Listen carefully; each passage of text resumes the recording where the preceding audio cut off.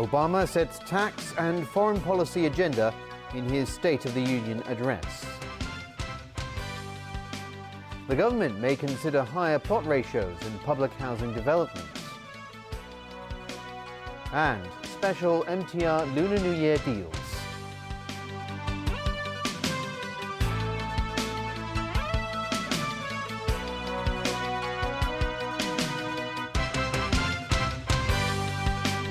Good evening. U.S. President Barack Obama delivered his 6th State of the Union address this morning, Hong Kong time. He said it's time for Americans to turn the page on years of economic troubles, terrorism, and lengthy wars. He also outlined new tax policies to benefit the middle class. Diane To reports. President of the United States.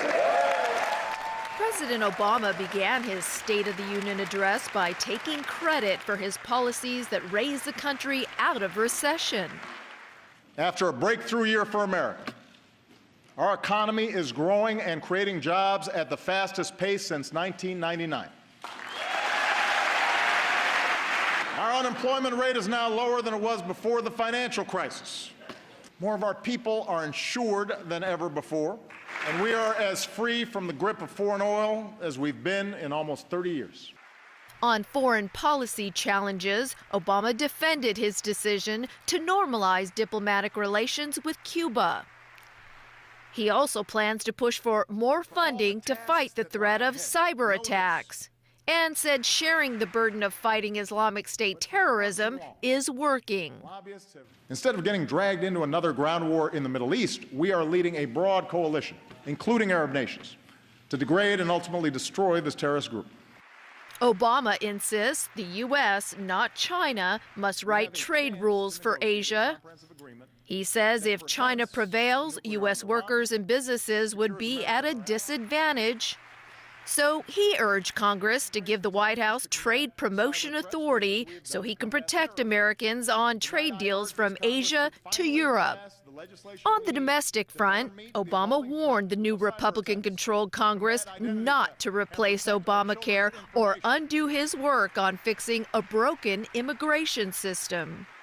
And if a bill comes to my desk that tries to do any of these things, I will veto it. In a direct challenge to Republican ideology, Obama called for increasing taxes on the wealthy to benefit the middle class. Will we accept an economy where only a few of us do spectacularly well? Or will we commit ourselves to an economy that generates rising incomes and chances for everyone who makes the effort?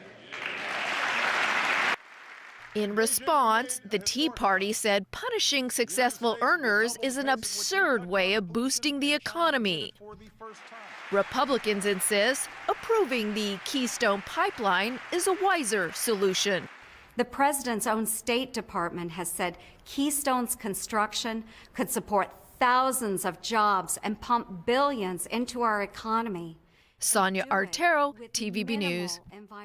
In other international news, Japan is still trying to decide whether it will pay a $200 million ransom to win the release of 2 of its nationals held by Islamic State militants. Prime Minister Shinzo Abe acknowledged that he's in a race against time to try to resolve the hostage crisis. This is freelance journalist Kenji Goto at work. This footage showed him reporting from Syria last October.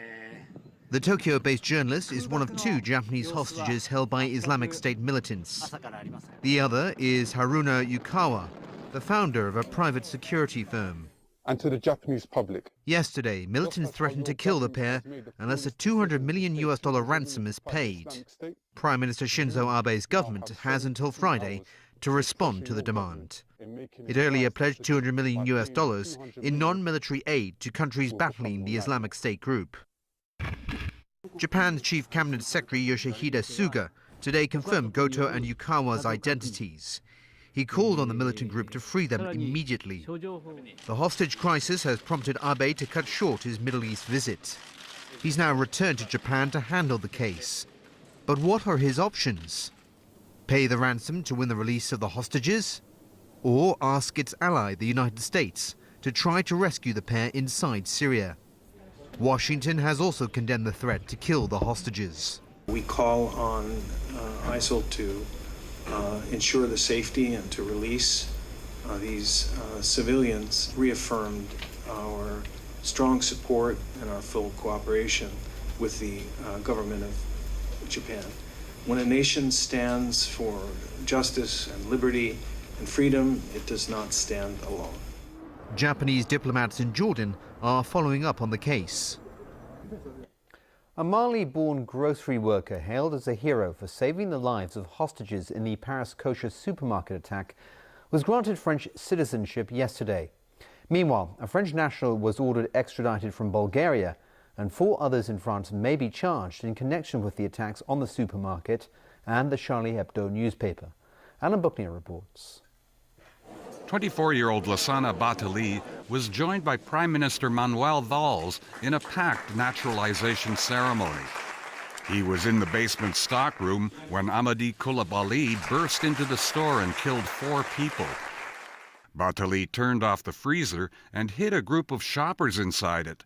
He then snuck out of the store and spoke to police, helping the operation that killed the attacker and freed 15 shoppers. Batali, a Muslim, filed his application for French citizenship last year. Meanwhile, a Bulgarian court agreed to extradite a French national with alleged links to the Charlie Hebdo attackers. 29-year-old Fritz Joly Joaquin told the court he's innocent and wants to return to France to clear his name. This comes as prosecutors in Paris sought to charge 4 men in connection with the 2 attacks that left 20 dead.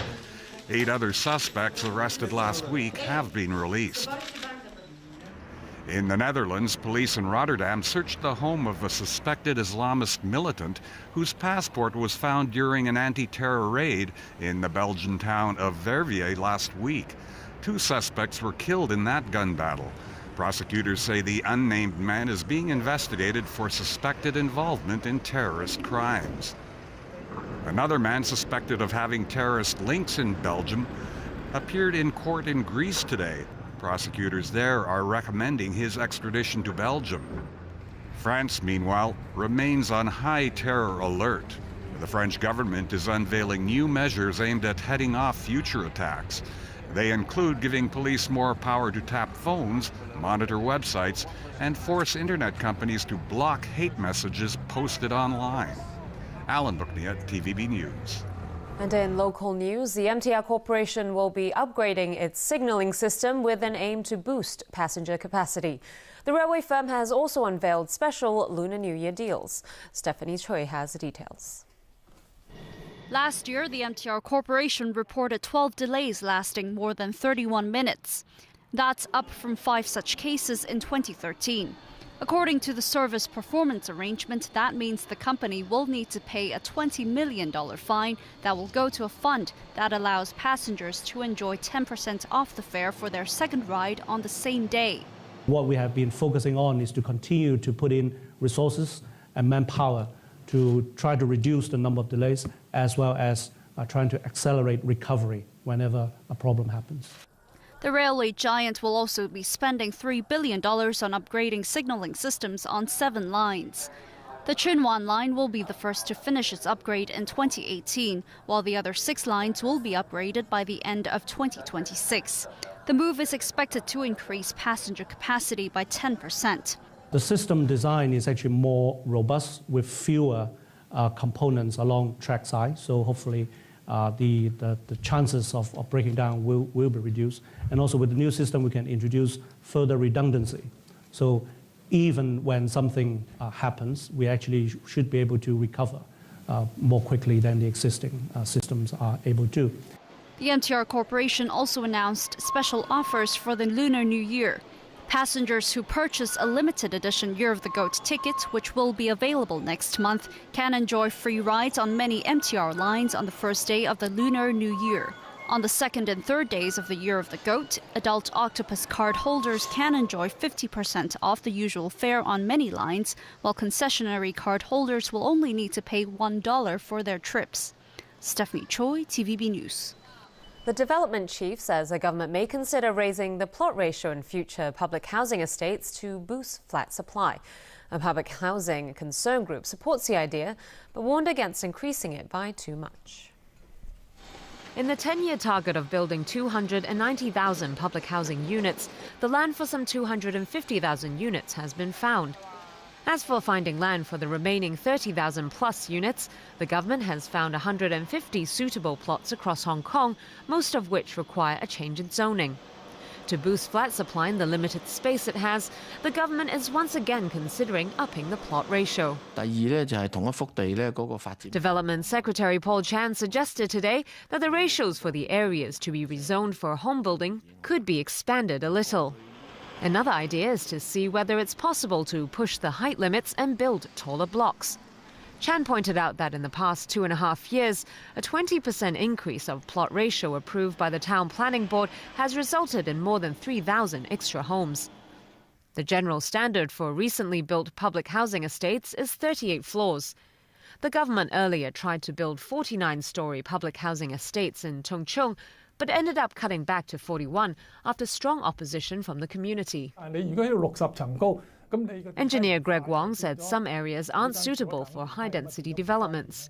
Places like Kai Tak, Wong Tai Sin and Yuen Long won't work because of geological constraints. There are other problems with taller buildings as well. Wong pointed out that the need for faster lifts to serve the many floors, as well as more powerful water pumps for daily use and fire safety, would push costs up. And he added that the building structure will also need to be able to withstand stronger winds.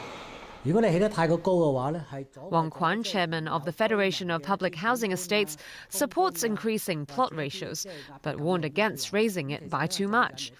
Wong suggested setting the standard at, for example, 42 floors.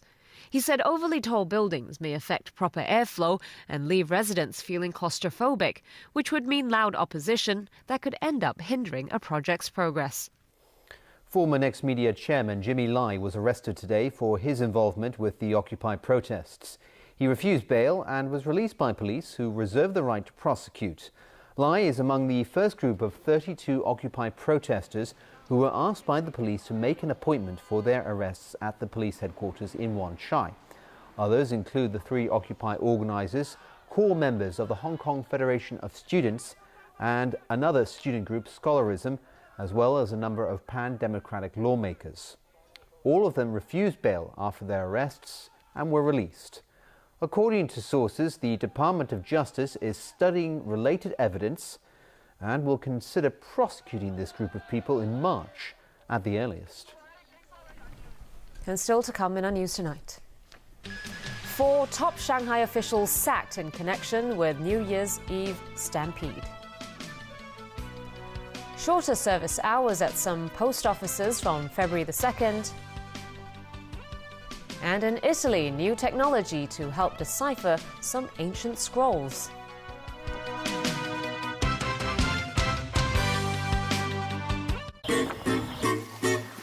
Does being social make an animal more intelligent? When you're a social animal, there's a lot that you need to keep track of. From self-awareness to empathy to deception. Tonight, Inside the Animal Mind at 9:30 on Pearl. This is the new iPhone 6. And this is the new iPhone 6 Plus. They're the biggest iPhones ever made. They're huge. They've been totally redesigned inside and out. Which is huge. They could change the way you see the world. Ooh, that's huge. They can help you improve your health. Huge. They are the best iPhones ever made. Huge-tastic. Please stop this. Huge, enormous. It's the same. Huge, gantuan. You know these aren't words. Huge. Same word. Get the best for your smartphone with 3 Hong Kong's high-speed 4G LTE network. Better surfing, better streaming, better performance as tested by 2 computer magazines. With 16,000 hotspots, it's the largest in town. It's better at 3.